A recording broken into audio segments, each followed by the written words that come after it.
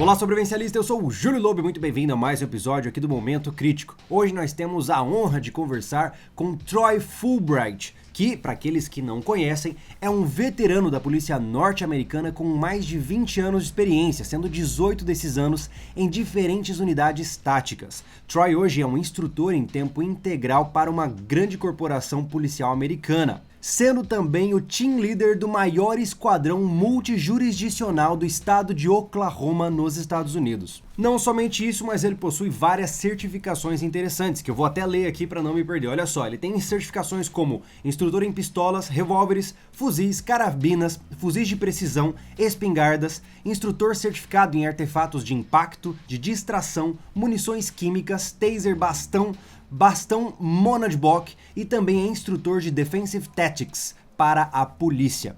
Troy então já é referência nacional a nível dos Estados Unidos e a nível global também, especialmente no manejo com pistola, visto que é um atirador competitivo que atingiu o rank de Master em diversas áreas do tiro esportivo, como IDSC, IPSC e semelhantes. Então agora que você já entendeu mais ou menos quem ele é e o que ele já fez de sua vida até hoje, vamos para nossa conversa com ele, obviamente agradecendo primeiramente ao Clube 38, que trouxe o Troy dos Estados Unidos para ministrar cursos aqui. Então é bem interessante a gente poder ter essa oportunidade de conversar com alguém que tem uma visão mais abrangente do mundo das armas do que somente nós aqui do sobrevivencialismo. Então, vamos lá. So Troy, it's nice to have you here on our channel. Very nice to have someone with your experience. But I'm not the guy who we're gonna talk about your experience. I need to know who you are, what you do, and what have you done in your life that is very interesting on this whole thing about guns. Okay. My name's Troy Fulbright. I'm a police officer in the state of Oklahoma. I've been a police officer for 22 years. In that 22 years, I've worked undercover narcotics, buying drugs and selling drugs undercover to bad guys. I've worked patrol. I've worked in investigations, doing just general investigative work.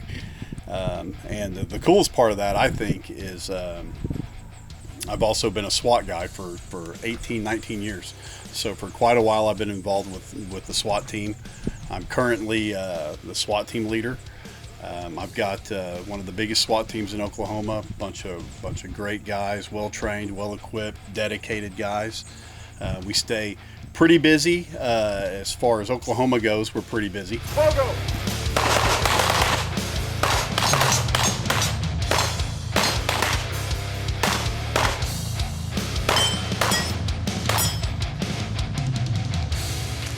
For those who doesn't know, of course people have some kind of notion about what is SWAT because of movies and everything else, but what is this SWAT?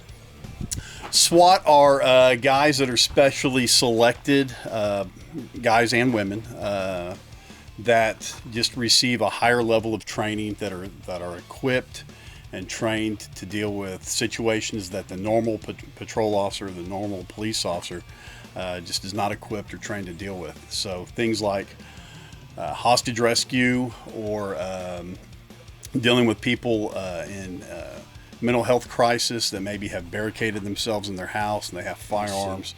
It's our job to go in there and try to resolve those situations with minimal damage to property and minimal damage to people. And you have been on this kind of situations with high risk. Yes. Okay. And with that experience, I think you go far from actually being just a cop. You also goes to the competitions sides, right? Yeah. So to backtrack a little bit, part of as an addition to my duties as a police officer, I'm also a trainer for the police department. So I teach firearms and defensive tactics, jiu-jitsu, driving, those types of things. I didn't feel like the education I got in firearms was enough. It wasn't sufficient. So I went out into the competition world and started to learn from some of the best shooters in the United States, some of the best shooters in the world. So I go to competitions, lose, get beat up, come back to the next competition, be a little bit better than before. Yeah.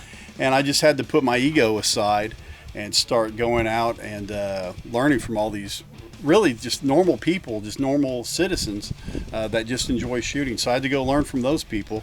And then the lessons I learned competing, I've been able to bring back to the police officers. And you said something interesting about the ego. And I think that this sport has a lot of ego involved. Sometimes people can fantasize about what can really do, that what they can really do, what they are able to do on a real situation, right? Yes, there's an interesting psychological theory called the Dunning-Kruger effect. Yeah, we talked about that on a video, Okay. I think 2 weeks before this one. Okay, perfect. Yeah, so Yeah. you're familiar. So yeah, a lot of people, whether they people who get out and they try to train and they try to compete, the competition, the game, the training, it won't let you lie to yourself. If you're not a good shooter, it's going to be very obvious that you're not a good shooter. It's just like jiu-jitsu. You can tell people that you're a great jiu-jitsu practitioner, but when you're on the mats, you can't lie. Yeah. You're going to be found out.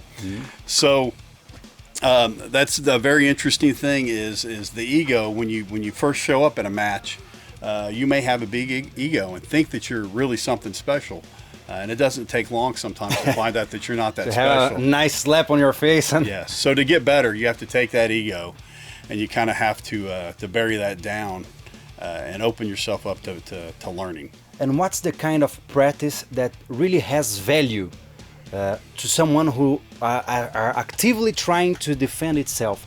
What are the advices that you can give to someone who can take this thing seriously? Well, if your area that you live in only has, say, pistol competition, you can go out and you can train in those pistol competitions, but just don't lose sight of what it is you're trying to do. You can take a competition and you can try to apply it with some logic and try to apply those techniques into a self-defense situation. If you want to just go out and try to win trophies and stuff, that's fine.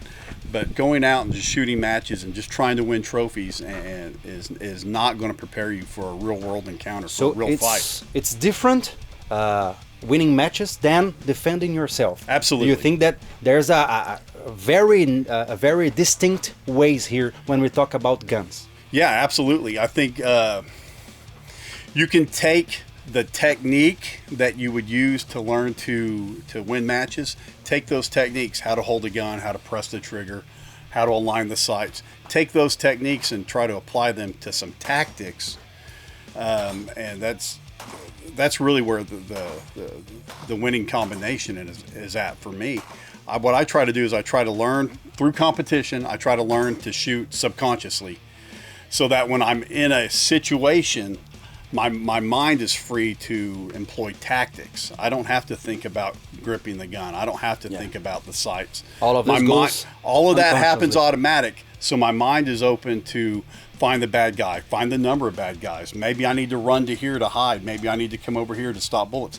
So my mind has to be open. So the competition aspect of it is really good at developing the physical skill, but then you have to apply some common sense and some logic and get your own brain involved and start applying tactics to that. Okay. And just so that we can slowly conclude our conversation here, what can you say to people that never fired a gun on their lives, but they are starting to get some interest on this subject? How can we present some advice to them that can actually help them and avoid being scammed or being training things that doesn't add up to their defenses and everything else? Okay. Seek out quality instruction. Well, how do you know it's quality instruction? That's the big kicker. There's a lot of guys out there that teach a lot of garbage, and I think that a lot of guys that do teach garbage know that they're teaching garbage, and they just don't care. Speed that up.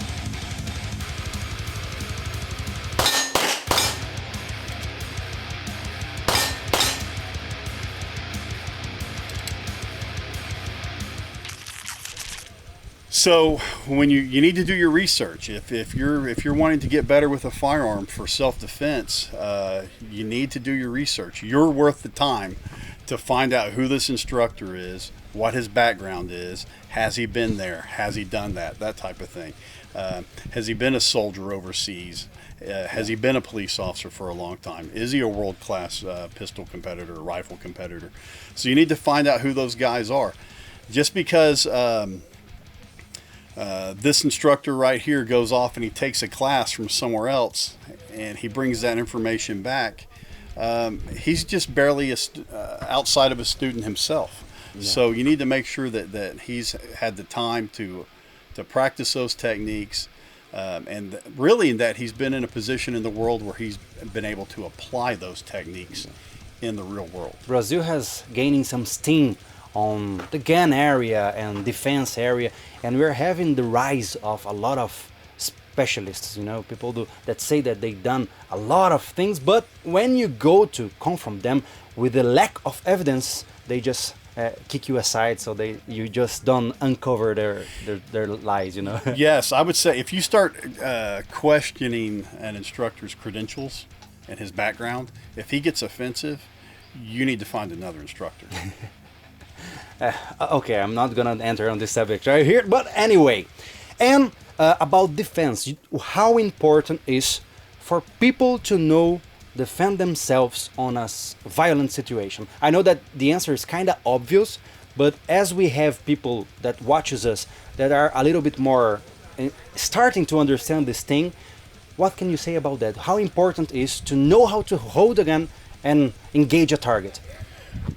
Well, obviously, it's so important that we're talking about your life, and that's the obvious answer. But the police is right here to protect me. Well, but we're not. I weigh 240 pounds. You can't carry me with you all the time. I'm a phone call and a drive away. So if something were to be happening to you or your loved one, it's going to take the police several minutes to get there. A lot of bad can happen in several minutes. Yeah. So really, the way I look at it is, especially being a father or being a parent in general, I have a moral obligation to take care of my children, and it's not the police's obligation to take care of my kids for me. So if I'm out in the world, in the city with my children, and something bad were to happen, it's my job to take care of them. If I'm out with friends, the same thing applies. I feel like I have a moral obligation as a decent human being to try to keep everyone around me as safe as possible, myself included. So it's important that you get out, that you get that quality training so that you can walk with your head high, that you understand visual cues of people that are coming, approaching you, and that may want to try to do you harm. It's important that you be aware of the world around you and you're able to react to whatever the world decides to throw at you. Okay, just get out of the sheep and start to walk with the shepherds. That's a good way to put it. Yeah, that's okay. A really good way to put it. And a lot of people don't see the need for that, because a lot of people will go through life and never have any type of violent encounter.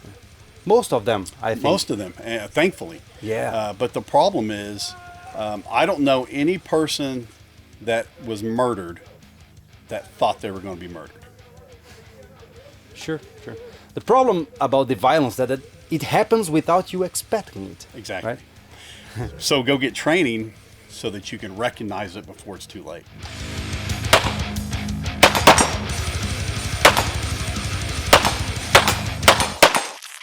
Nice. Anything else that you want to say to the people that are watching us right now? I love this country. I love the people. I love the food, probably too much.